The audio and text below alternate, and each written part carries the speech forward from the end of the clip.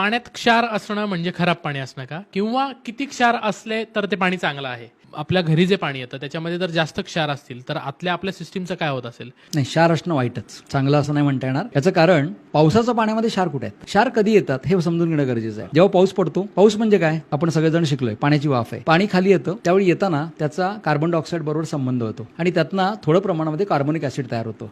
त्यामुळे आपल्या पाण्याचा TDS होतो 6.5 आणि ते पाणी खाली आलं की त्याची द्रावण क्षमता प्रचंड आहे. द्रावण क्षमता म्हणजे काय, आता असं समजा की पुण्यामध्ये खडकवासल्याचं पाणी घेतलं आणि वाघोलीतलं पाणी घेतलं, तर खडकवासल्याच्या पाण्यामध्ये 1 लिटरमध्ये समजा 30 ग्रॅम मीठ विरघळलं तर त्याची द्रावण क्षमता झाली 30 ग्रॅम आणि वाघोलीमध्ये असेल ते फक्त 15 ग्रॅम, कारण त्याच्यामध्ये स्वतःचे क्षार एवढे जास्त मिसळलेले आहेत की त्याची द्रावण क्षमता कमी झाली. मग आता पाणी, तुमचा प्रश्न होता की खराब का वाईट? खराबच आहे. पाण्यामध्ये किती क्षार असायला पाहिजे, तर WHO सांगितलेलं आहे की 500 ppmचं पाणी असेल तर ते तुम्ही पिऊ शकता.